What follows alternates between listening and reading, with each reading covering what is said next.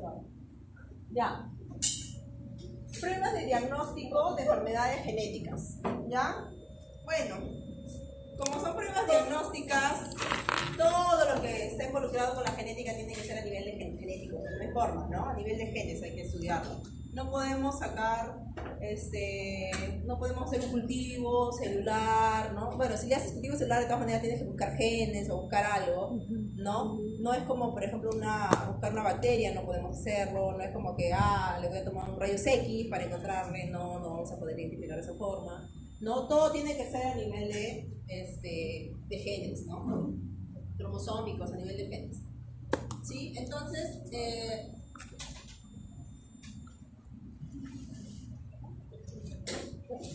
bueno, reflexiones de la experiencia. ¿Alguna vez alguien acá sabe o algún familiar le han hecho alguna prueba genética? ¿Nunca? Les cuento que cuando ustedes nacen les hacen una prueba. Les sacan sangre del piecito, ¿no? Y les hacen una prueba para determinar algunas enfermedades genéticas. ¿Ya?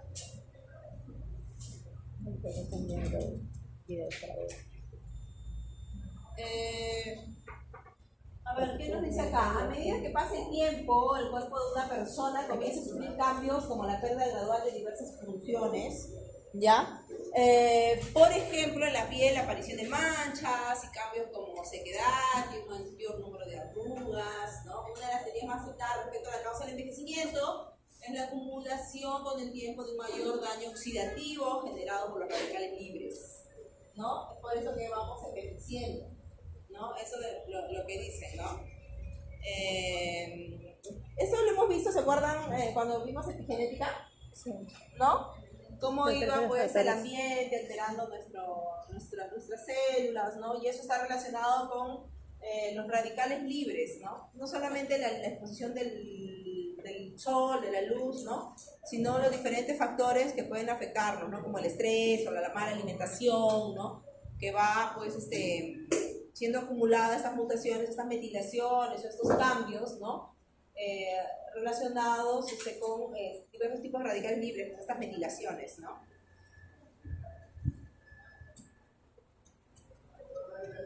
Bueno, al final lo que vamos a aprender es vamos a identificar los tipos de pruebas y las enfermedades genéticas más frecuentes en el diagnóstico clínico o en la consejería genética. ¿Ya? Ustedes saben que las enfermedades genéticas pues no tienen cura como tal, ¿no? Solamente un acompañamiento para evitar o para mejorar las condiciones de vida de un paciente, ¿cierto? Ya, entonces vamos a ver definiciones, tipos, técnicas y algunos ejemplos.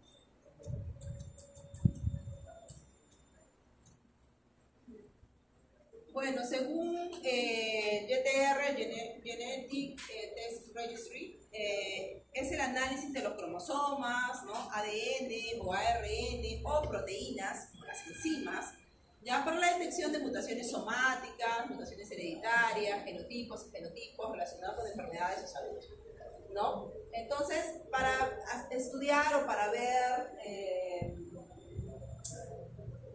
para ver que tengas alguna enfermedad genética, la única forma de poder detectarlo es a través de cromosomas, ADN, ARN o proteínas. ¿Sí? No hay otra forma de detectar.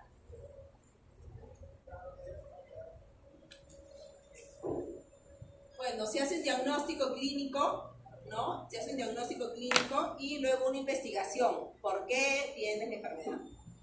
¿No? Siempre los médicos que se dedican a esta área o biólogos genetistas que hacen el trabajo, ¿no? Siempre van a investigar por qué tienes esa condición, ¿no? ¿Por qué tienes la condición? Y bueno, toda prueba genética, por más simple que sea, pues necesita un consentimiento informado, ¿no? Para ver, ¿no? Porque puede ser que exactamente tú no tengas ninguna característica, pero tus padres o tus hijos sí. Y tú también quieras ver qué condición genética tienes, ¿no? Entonces, para eso, ¿no? Todos se necesita un consentimiento informado. Ustedes saben que para todos los tipos de ensayos y análisis que tengan que hacer en pacientes, ustedes necesitan la aprobación del paciente, ¿cierto?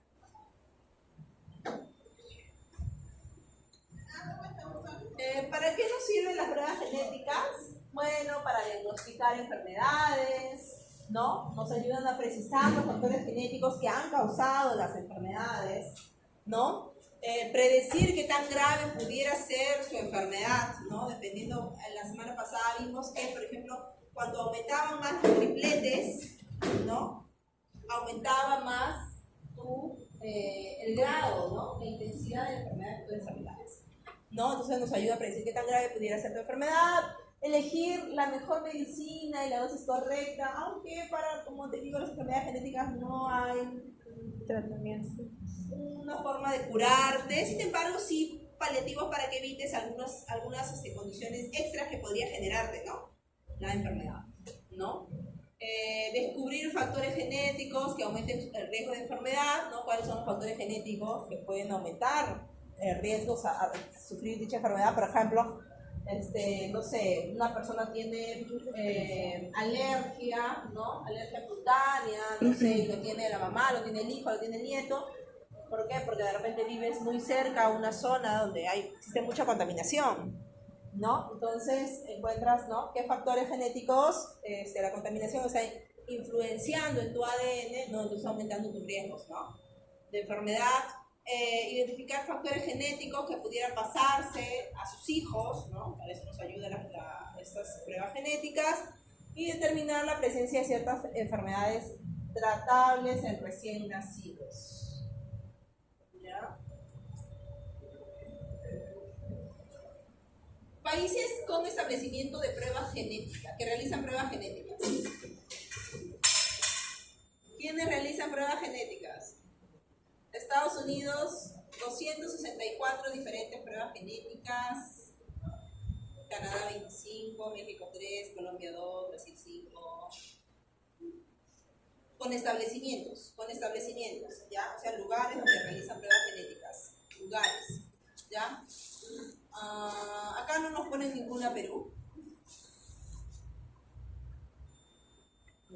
Sin embargo, el INS sí hace pruebas, ¿ya? El INS sí se hacen pruebas acá en nuestro país, ¿ya? No las más sofisticadas del mundo, no porque no tengamos los equipos, ¿ah? Perú sí tiene los equipos para hacer ese tipo de pruebas, sino que prefieren mandarlos a Estados Unidos, ¿sí? Los mandan a Estados Unidos las pruebas, ¿ya? O sea, sí se hacen pruebas, y sí tenemos establecimientos para hacer pruebas genéticas. Inclusive San Marcos así brindaba el servicio, yo recuerdo, brindaba el servicio para el INS de pruebas genéticas. ¿Qué?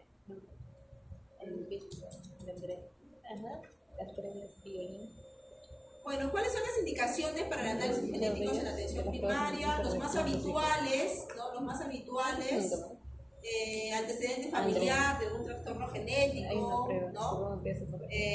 Antecedente familiar de cáncer, ¿no? Entonces buscan el riesgo de padecer o transmitir, ¿no?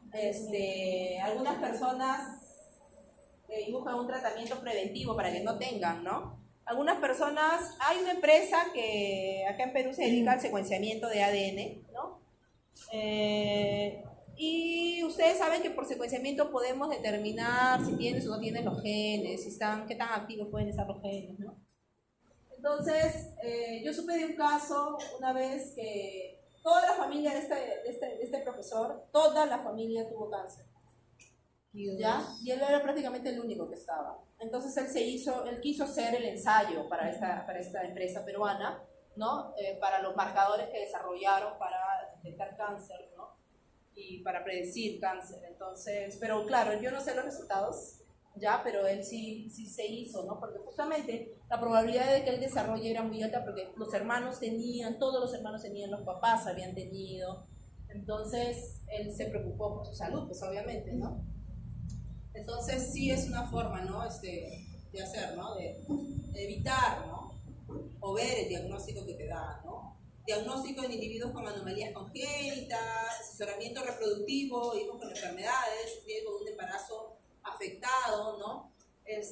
Algunas personas conscientes, cuando quieren tener hijos, ¿no? Pueden hacerse un análisis y un aconsejamiento genético, que es lo adecuado, ¿no? Antes de tener hijos, una pareja, pues, puede ir al asesoramiento genético, ¿no? Y ahí te hacen tu análisis, tu pedigrí, como vimos la vez pasada, ¿no? Y van viendo todas las enfermedades familiares, ¿no? Entonces ahí te van a dar todo el pedigrí y las posibilidades de desarrollar alguna enfermedad, que tus hijos puedan desarrollar alguna enfermedad, ¿no? Las probabilidades realmente, ¿no?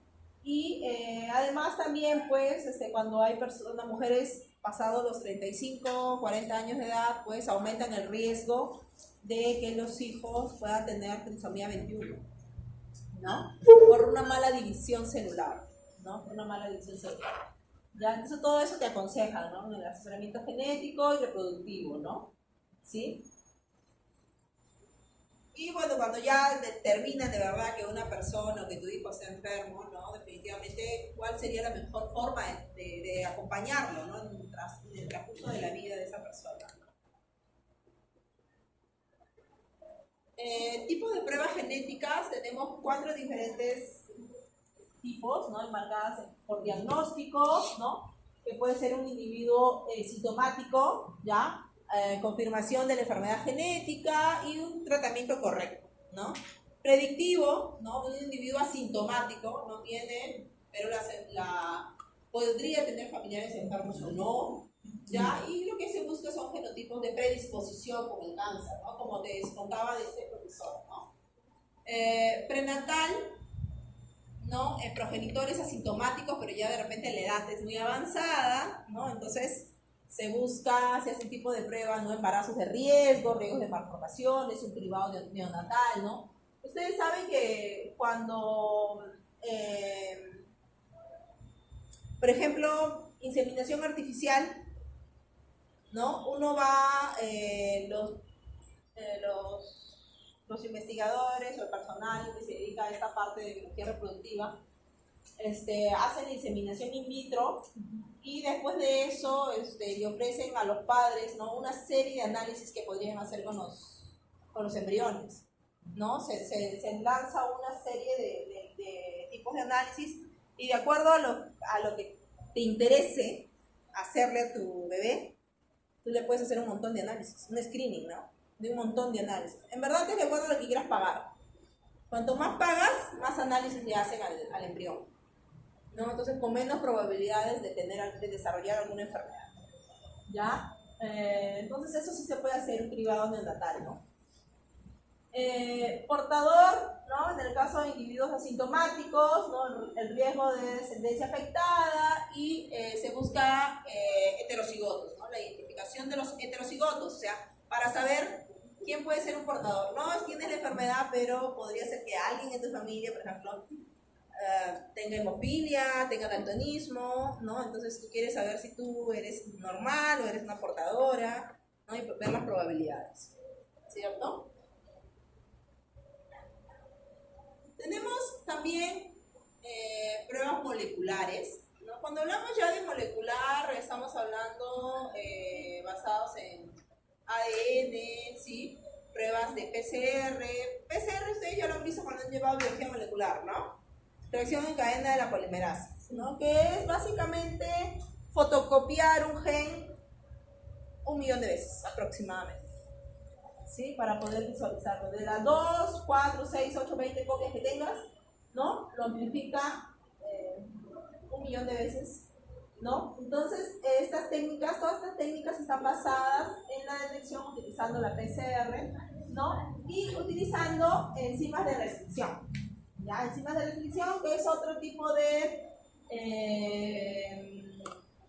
técnicas, ¿no? Otro tipo de técnicas en las que nuestro ADN, nuestra secuencia de ADN, tiene lugares especiales donde van a entrar a trabajar ciertas enzimas de restricción. Estas enzimas de restricción funcionan como tijeras moleculares, ¿no? Cortan en diferentes lugares, pero no en cualquier lugar de mi ADN, no, cortan en lugares específicos, ¿no? Entonces, esta está basada, ¿no? En análisis de enzimas de endonucleasas de restricción, ¿no? En ligación de oligonucleótidos, amplificación del hilo específico, ¿no? Y arrays. Y lo último, secuenciamiento, que es el TOP, ¿sí? Es lo último de análisis de secuenciamiento, ¿sí? Entonces, En estas pruebas, ¿no? Una de estas variaciones de la PCR, ya, es el PCR-RFLP, que es una PCR unida a otra técnica que es polimorfismo largo de fragmentos de restricción, ya, donde un fenotipo, por ejemplo, normal es así, ¿ya? Y un fenotipo que esté alterado, por ejemplo, va a cortarse. ¿Por qué? Porque tienes de repente una mutación que la enzima va a encontrar. Y al momento de que encuentre la enzima esa mutación, va a cortar. Y lo que va a hacer es cuando corras en tu gel de electroforesis, ¿qué han hecho, no? ¿Ustedes gel de electroforesis? ¿Han hecho? ¿Virtualmente por lo menos? Ya. Entonces cuando corras tu ADN, ¿no? Lo vas a ver así en partes. ¿Ya? Y el secuenciamiento para diagnóstico puede ser un secuenciamiento de panel de un target, o sea, de los blancos, ¿ya? Que podrías buscar enfermedades genéticas, te da una alta cobertura y profundidad y es de bajo costo, tienes un secuenciamiento de los exomas completos, ya un exoma completo, una cobertura intermedia. Bueno, son tipos de secuenciamiento, ¿se acuerdan? Ya, como te digo, ¿qué es lo que hace el secuenciamiento finalmente? ¿Para qué sirve el secuenciamiento? Para identificar. ¿Ah? Para identificar. Ya, identificar. Pero el secuenciamiento lo que hace es nuestro ADN. Yo te dije que estaba compuesto de A, T, C, G, A, T, C, G, A, T, C. ¿Dónde está la deleción? Y lo que él hace, el secuenciamiento, es leer. Lee, ¿no? Cada posición, cada posición, cada posición. Y de acuerdo a cada posición, vamos viendo, pues, cómo van cambiando las posiciones en una persona y otra, ¿no? Las personas que tienen alguna enfermedad, obviamente, si es una enfermedad que te genera una mutación, obviamente ese punto lo vas a encontrar al momento de secuenciar, lo vas a ver, ¿no? Entonces para eso nos sirve el secuenciamiento, ¿sí? Tenemos el DNA microarray, ya, que es el diagnóstico con sondas fluorescentes, ya, para encontrar diversos tipos de enfermedades, ya, enfermedades genéticas, enfermedades infecciosas, ya, diagnóstico de enfermedades por biomarcadores, ya, ¿qué es lo que se hace? Se hace un cultivo celular, por ejemplo, de una persona normal, ya, y de una célula patológica, por ejemplo, ya. Haces un cultivo y a partir el aislamiento de su RNA, ya, vas a generar, ya, imagínate, a partir de este RNA vas a generar un cDNA. ¿Cómo generas a partir de un RNA un cDNA? Por retrotranscripción, ¿cierto? Por retrotranscripción. Entonces, aún tienes los dos tipos de cDNA. Obviamente los dos cDNA son diferentes, porque este RNA es de una persona normal y este cDNA o este mRNA es de una persona enferma. Entonces va a haber cambios mutacionales, ¿cierto? A esto le vas a poner una sonda. A las personas enfermas, una sonda que va a identificar su ARN o su cDNA. Cuando ya lo pasas a cDNA, ¿no? Anormal, va a reconocerse con un color rojo. Tú le puedes poner el color rojo. Y a una persona normal con el color verde, por ejemplo. Entonces, cuando extraigas de una persona que tú quieres analizar, ¿no? Y enfrentes su ADN con esas ondas, ¿no? Lo que te va a marcar de colores son, por ejemplo, en este panel de microRNA, ¿no? Vas a encontrar que los rojitos son los mutados, pues, ¿no? Ahí está encontrando las posiciones mutadas, y los que son en verde son las células normales, ¿sí? Las células normales, ¿ya?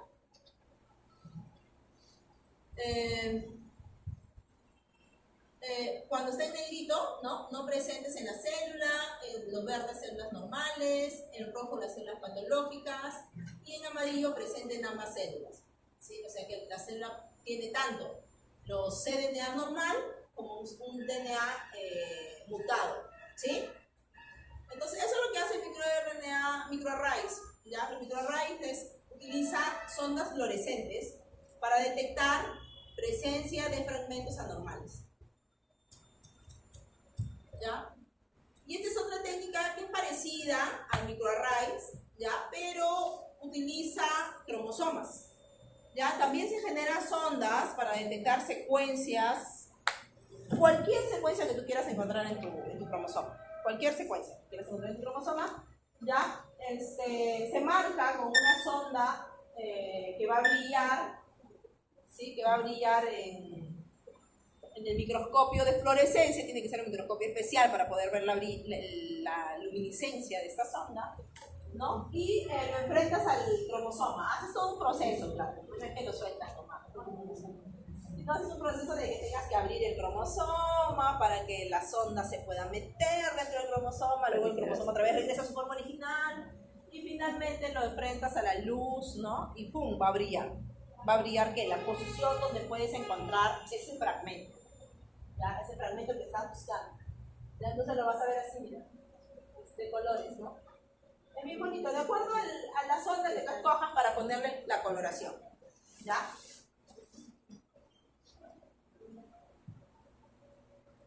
Y de esa manera puedes detectar, ¿no? Si algún cromosoma está alterado o no, ¿ya? El color más usado es el DAPI. El DAPI, ¿ya? Es una coloración. Bueno, eso ¿no? Ahora, según la extensión del material genético, ya, las mutaciones, ya, los tipos de mutaciones, según la extensión del material genético, pueden ser genéticas por extensión de los tripletes, ¿no? Eso vimos la semana pasada, ¿te acuerdas? Cuanto más tripletes tenía una enfermedad, más intensa podía ser, ¿cierto? ¿Ya? Entonces, acá mira, acá vemos el rango de repeticiones. Esta es la repetición de cantidad de repeticiones normales, vas aumentando, ¿no? Y cuanto más aumenten las repeticiones, ya va a generar un tipo de enfermedad, ¿no? Un tipo de enfermedad. Entonces acá nos muestra, ¿no? Que las proteínas que han sido alteradas, ¿no? A nivel de que péptidos, ¿no? Diferentes tipos de péptidos ya que vienen siendo alterados de acuerdo a la cantidad de tripletes que mutan. Por ejemplo, uno de estos será el X frágil. ¿Ya? El X frágil. Síndrome del X frágil. Fluorescencia. ¿Ya? Acá están algunas de las enfermedades causadas. ¿Ya? Tenemos, por ejemplo, la esclerosis lateral amiotrópica, la distrofa miotónica, ¿no? La enfermedad de Huntington, ¿no? La Corea de Huntington, que era lo que vimos Más la semana tripletes, pasada, ¿no? más tripletes, niveles de 60. Ajá, y disminuía la edad, ¿te acuerdas? Cuanto más tripletes, no solo era más intenso, sino que aparecía a una edad más temprana, ¿no? Ya, esa es la famosa, ¿no? Huntington, ya, entonces acá nos acordamos solamente de Huntington y del X frágil, ¿ya? Porque hay un montón, en verdad, pero las más conocidas son estas, ¿ya? Para no hacernos un mundo. Entonces, dentro de los trastornos mendelianos, ojo, si yo te pregunto, dentro de los trastornos mendelianos que tengan una mayor cantidad, o estén afectados por la cantidad de tripletes, nos acordamos de Huntington y el X frágil. Ya, existen un montón de enfermedades, ¿no? Pero estas son tal vez las más comunes. El síndrome de X frágil, nada más. Los dos. Por mendeliano. Según los cromosomas, ¿ya? En la alteración de la estructura de los cromosomas que pueden ser equilibradas, no generan enfermedades, o desequilibradas generan enfermedades. ¿Ya? Miren, estos son los mismos cromosomas, son los mismos pares de cromosomas, ¿ya? Pero en este caso, mira, este cromosoma de acá es el homólogo. Es mendeliano. Porque es algo de mendeliano. Nosotros sabemos que los cromosomas homólogos, o sea, los heredamos uno de papá y uno de mamá, y deberían ser del mismo tamaño, excepto el cromosoma sexual, ¿no? Pero los demás deberían ser del mismo tamaño entre sí, ¿ya? Y acá, mira, acá ¿qué ha pasado? Un fragmento del brazo largo, de este brazo, de este cromosoma, ¿no? De este brazo P, brazo corto, ha perdido, ¿no? Ha perdido un pedazo, ya ha perdido la posición D, ya ha perdido la posición, y lo ha achicado, ¿no? Obviamente ha generado algún tipo de enfermedad. En este caso es por duplicación, mira, tienes A, B, C y otra vez B, C. Se han duplicado estos dos fragmentos, ¿no? Obviamente eso va a generar pues algún tipo de enfermedad también, ¿no? Por inversión, ¿ya? Eso también se da. Mira, tienes A, B, C, D, E, y acá A, D, C, B, o sea, se ha invertido, ¿cierto? Ha habido una inversión, ¿ya? Una inversión. Y la inversión no puede ser solamente acá en este pedacito, sino que puede ser que este brazo de acá se pase arriba y este brazo de arriba se pase abajo, y cosas así, ¿ya? Translocación no recíproca, ¿ya? Una translocación no recíproca, acá tenemos, mira, no son iguales, ¿no? Mira, este tiene A, B, C, D, F, G, y este tiene otra cosa. Y ha habido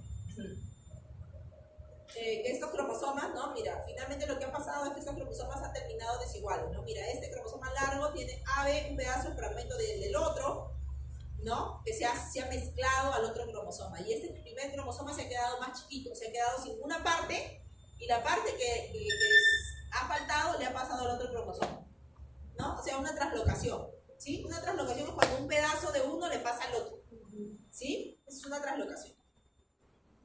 Ya, una translocación no recíproca, porque uno le está pasando al otro y el otro, no le pasa nada. ¿Ya? Cuando es recíproca, es que se pasan entre los dos. ¿Sí? Se pasan entre los dos. ¿Ya? Acá mira este. Este es azulito y este es naranja, ¿no? Tú ves que acá termina este largo con un pedazo de naranja y este que era naranja termina con un pedazo de azul. ¿Sí? ¿Ya? Eso pasa. Ya mira acá. Se están pasando, mira, se está rompiendo a nivel de centrómero, de cromosoma, ¿ya? Y está viendo que una translocación, ¿verdad? Una translocación, ¿no? ¿Ya?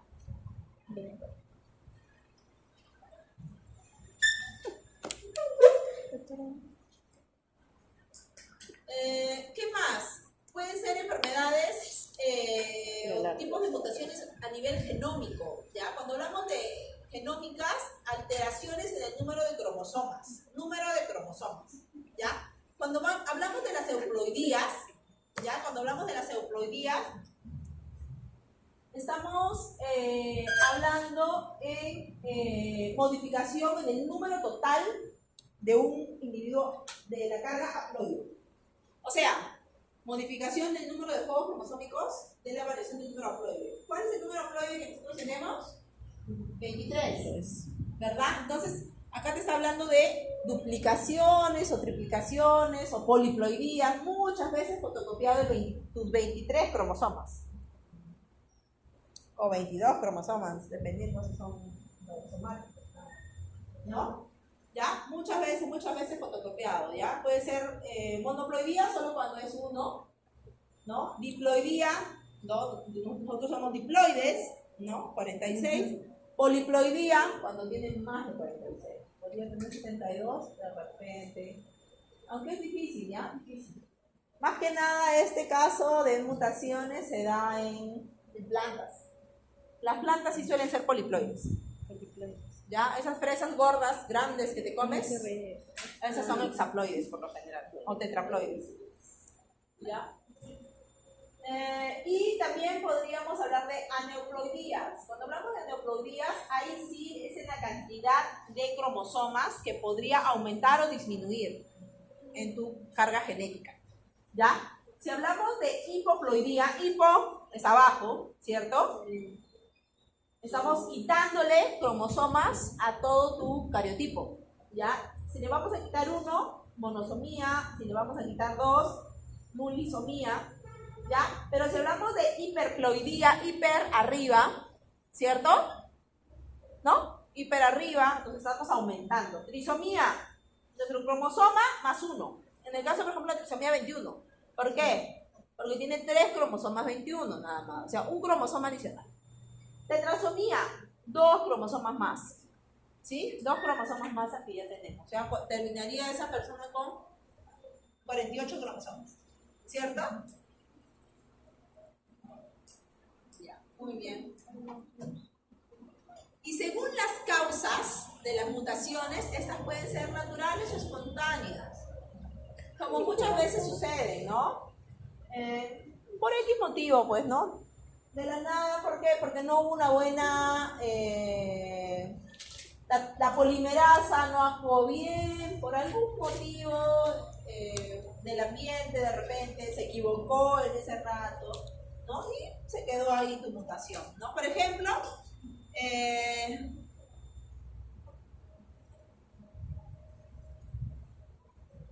acá nos muestran, ¿no?, una secuencia genética, ¿no?, donde tenemos G, U, A, ¿no? Y esto va a generar determinada proteína, determinado aminoácido, ¿cierto? ¿Ya? Pero acá, ¿qué pasó? Mira, este uracilo se fue, mutó, desapareció, ¿ya? Lo extinguieron al uracilo.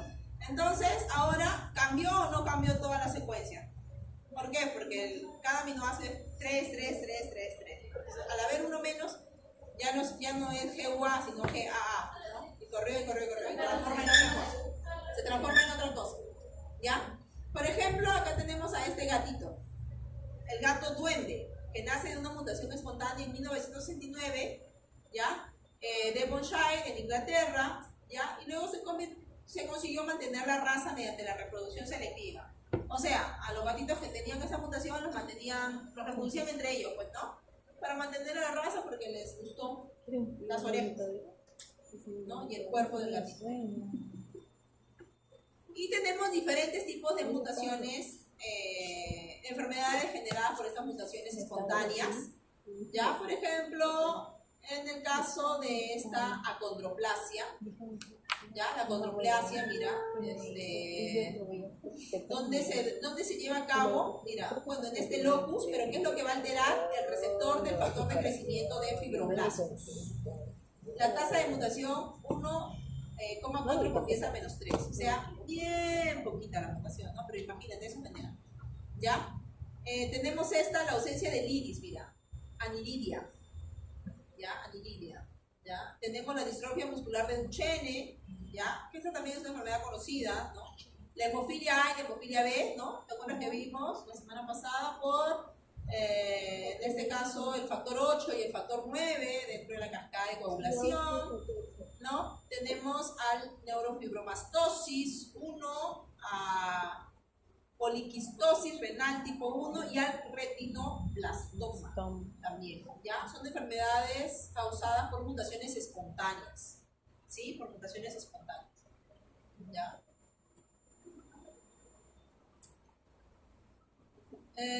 Bueno, esa se da, como te digo, ¿no? Que podría ocurrir, ¿no? En el caso de un feto, por ejemplo, en el caso de un feto, ¿no? Durante la gametogénesis, ¿no? O sea, la formación de los gametos, ¿no? El riesgo de mutagénesis es más probable en diferentes etapas, ¿no? Y va a ser afectada por la edad, ¿no? Ya sabemos que conforme, por eso que dicen que cuanto más edad tenga la madre, ¿no? Mayor probabilidades a mutaciones, a malas divisiones celulares, mayor probabilidad de que el feto pues tenga alguna enfermedad, ¿cierto? Entonces, puede haber DNA, daños en el DNA que podrían ser reparados como no, ¿ya? Y que van a generar mutaciones, errores de replicación, ¿no? Persistencia de ADN dañados e inestabilidad cromosómica, y está relacionado pues con la edad, ¿no? Y diversos tipos de enfermedades. Ya acá que nos dice células somáticas, la mutagénesis se genera en la replicación y reparación de estos cambios, generando cáncer o envejecimiento prematuro celular, ya, en las células somáticas.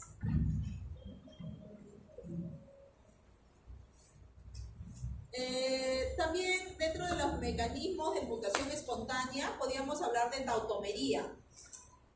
¿Qué es tautomería? Cuando hablamos de una molécula que ha pasado por tautomería, significa que es la misma molécula, pero algo ha cambiado solamente en su forma química. ¿Ya? Acá, mira. En este caso, la forma amino-imino de la citosina y la adenina. Mira, esa es la adenina y esta es la citosina. Aparentemente igualitas. ¿Pero qué ha pasado? En este caso, en el carbono 1, el hidrógeno que está unido a... el hidrógeno que está unido a este nitrógeno, ¿sí? Ha pasado a unirse al carbono, al nitrógeno en la posición número 2. ¿sí? Ha cambiado nada más su posición, ¿sí? Dentro de la estructura. Pero sigue teniendo el mismo componente, pero ha cambiado nada más. Ya ha cambiado un poquito. Ya, igual en la citosina, ya, de este grupo amino, cuando pasa este hidrógeno a esta posición, se convierte en un grupo imino. ¿Sí? ¿Ya? Y lo mismo acá pasa, ¿ya? Estos son isómeros, se conocen como isómeros, o sea, moléculas muy parecidas. Iso es algo igual, ¿ya? Iso es algo igual. Son moléculas muy parecidas, pero han cambiado un poquito su estructura. ¿Ya? Igual acá, la guanina y la timina en su forma ceto y en su forma enol. Su forma ceto y su forma enol. ¿Ya? También, mira, el hidrógeno está acá, unido a este nitrógeno, pero cuando cambia su forma enol, el hidrógeno se une al oxígeno. ¿Sí? El hidrógeno se une al oxígeno. ¿Ya? Mutaciones espontáneas. ¿Sí? Mutaciones espontáneas, pero por tautomería. ¿Ya? Por tautomería. ¿Ya? Entonces, si yo les pongo esta figurita, ¿no? Ustedes van a saber que es tautomería porque solo está cambiando su estructura química. ¿Sí? Reparación de mutaciones espontáneas e inducidas. Reconocimiento del error, corte de la cadena, reemplazo correcto, cierre la cadena. ¿Podría pasar una reparación? Sí, podría pasar. Nuestro cuerpo puede reparar las mutaciones, sí es capaz de reparar las mutaciones. Ya, cuando se da cuenta, puede reparar las mutaciones, ¿no? Yo les dije que hay una ADN polimerasa 3, que es la encargada de cotejar lo que la 1 hizo, ¿no? Y repara los errores, ¿cierto? Bueno.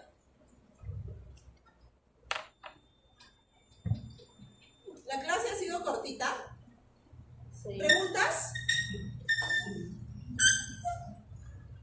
¿Preguntas? ¿Nada? Sencillo, ¿no? Todo lo que tenga que ver con el diagnóstico es a nivel de ADN, ARN, proteínas. ¿Ya? ¿Basado en qué? PCR, secuenciamiento, microarrays, sondas, ¿no? Las sondas que son microarrays, sondas para el FISH, que es las técnicas, ¿no? A nivel citogenético podemos analizar, sí, cromosomas, cantidad de cromosomas, ¿no? Aneuploidías, poliploidías, ¿no? Todo eso se ve con cariotipos. ¿Sí? Eso se hace eso lo hacen acá, en el Hospital del Niño lo hacen, la Maternidad de Lima lo hace, ¿ya? Eso es algo súper sencillo para trabajar siempre, ¿ya? Apliquemos lo aprendido, a continuación se muestran fragmentos. Si esta secuencia se tratara con hidroxilamina, ¿cuál será la secuencia resultante después de la replicación? Ya, a ver, ¿podrán resolver esto?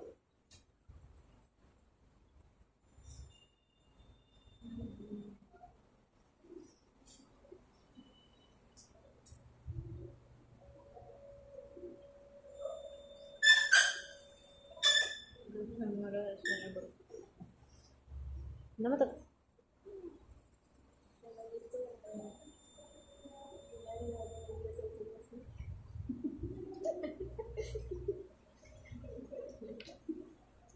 Yo estaba en mi cama.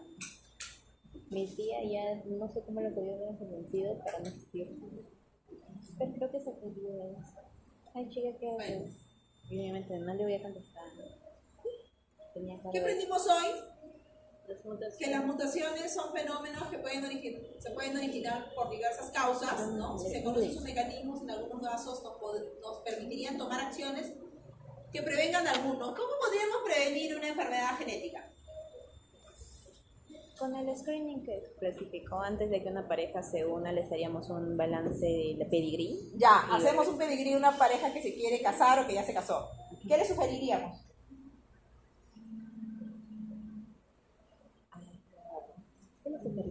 ¿Qué le sugeriríamos?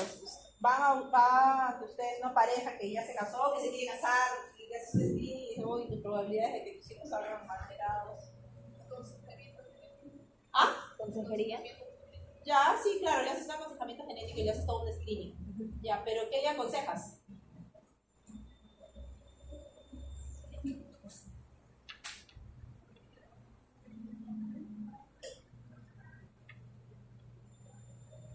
¿Qué le dirían ustedes?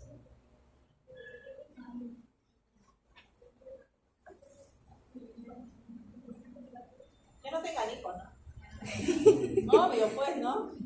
Ya, si quieren estar juntos, ya, bueno, no tengan hijos. Y si quieren tener hijos, In tendrán que vitro. casarse con otras personas, pues, ¿no? O de manera in vitro. ¿Ah? In vitro como especie. In vitro, podría ser in vitro, ¿no? Una buena alternativa, ¿no? In vitro y hacer un screening No tengas. al embrión, ¿cierto? Hacerle todo un screening al embrión, ¿no? Eso sería una opción, ¿cierto? O que se busquen otro. Ya, muy bien. Ya, bueno, esta semana tenemos que se va a activar la pregunta número 7, ¿sí, no? 6 sería, doctora. Es que estamos atrasados una semana. Pero esta es la actividad de ahora, ¿no? Esta es la semana. Esta es la clase 6, ¿cierto? Sí, doctora.